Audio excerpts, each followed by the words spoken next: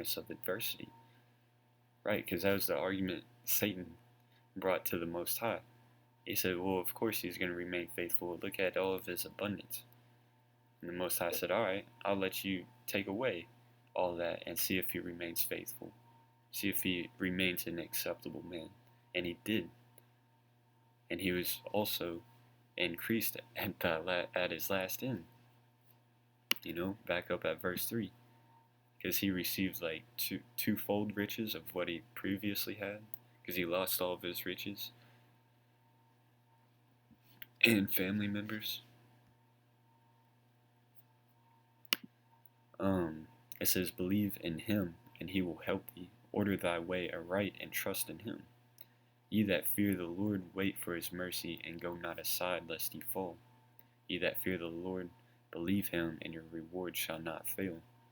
Ye that fear the Lord, hope for good, and for everlasting joy and mercy. That's all the Lord requires, man. Just fear him, keep his commandments, hope for the everlasting joy and mercy.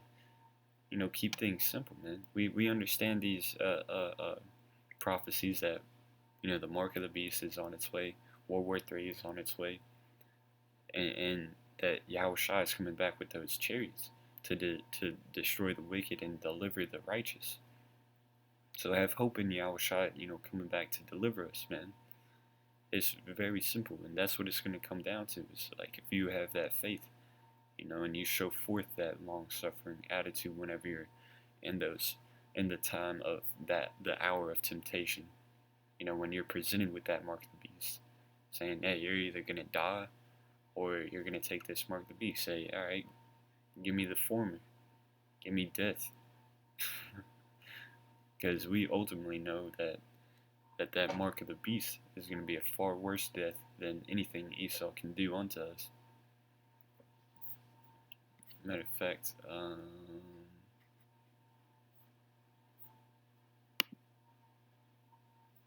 this is Romans 8:18. For I reckon that the suffering of this present time are not worthy to be compared with the glory which shall be revealed in us. That's a huge faith booster. This is a huge mentally stabilizing scripture. Whenever you're going through some shit. Like, you start meditating on the kingdom, you're like, oh yeah, I gotta quit bugging, man. Because it's like, I liken it unto, let's say, a teenage son living in a huge mansion, and he's required to do, some chores, take out the trash, clean the dishes. If he just goes through that, and he gets to stay in that, mansion with 4 cars and, is set up basically. That's how you got to look at it. The service of serving Yahweh Bashim Al Shai. Like, hey, this isn't anything. And because the scriptures say that, no eye hath seen, nor ear hath heard, nor entered into the minds of man, what glory shall be revealed into us. So it's definitely worth it. We don't labor in vain. Let's get some closing scripture. This is Ecclesiasticus, Sirach 11:25. In the day of prosperity there is a forgetfulness of affliction, and in the day of affliction there is no remembrance of prosperity. So, hey, it's twofold. Like, hey, in the kingdom, we're going to forget about all the, tribulation and trials and hardships that we've went through, and all the curses that we were under. But, also in the kingdom, when, the heathen nations are being put into subjection, hey, nobody's going to remember them living in Babylon the Great.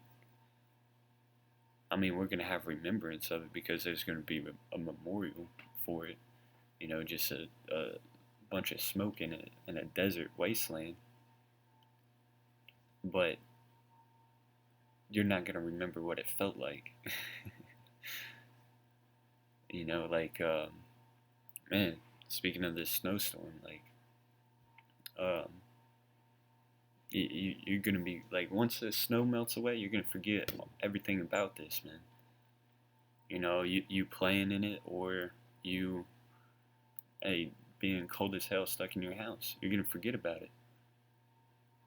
All the snow is gonna melt away real soon, man.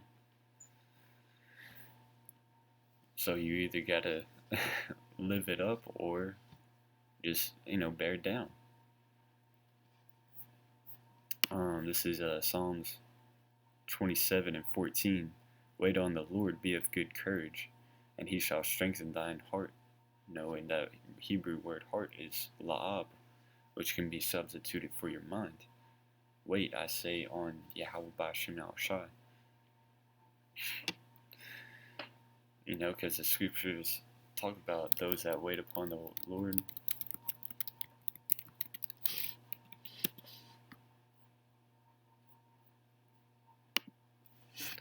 Isaiah 40 and 31.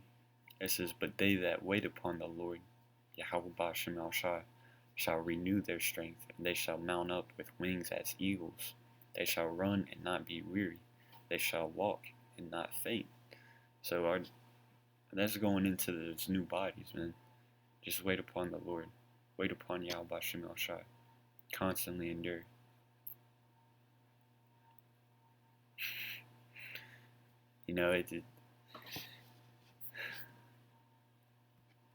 These scriptures bring a smile to your face, man. This is Exodus 14 and 14. The Lord shall fight for you, and ye shall hold your peace. So in the time of Jacob's trouble, we're really not going to have to do anything, man.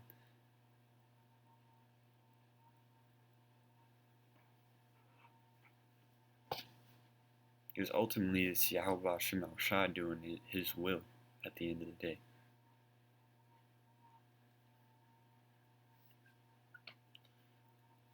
But yeah, I'll end it there. Oh yeah, I wanted to get this definition too. Because in long suffering, it also worketh thankfulness and gratitude. Whenever I'll put it like this: a cold beer tastes better at the end of a hard day's work rather than you just bullshitting all day. You know, or you can put it to anything. Like I always make this example whenever you fast. And you come off that fast, you tend to enjoy the food better. You can smell, certain things better.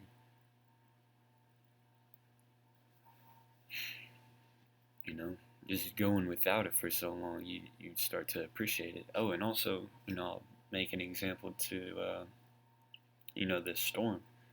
A bunch of stuff was closed down, like even grocery stores closed up or closed early. So restaurants that remained open, hey, people were passing out big tips because they're very thankful that, hey, there's some food left, man. um I personally know a family that owns a restaurant, and like hey man, all the heat broke, a pipe busted, so like the restaurant was flooding in an area, and they're still serving people. They can't help but just to laugh and be like, yeah, this is what we're going through right now, but we're glad that to serve some customers. And the customers were thankful back. They're like, hey, we're just glad somebody's open. They gave big tips, and they're like joking and laughing about it. And that's mainly why we're gonna be the scriptures like our servants shall eat.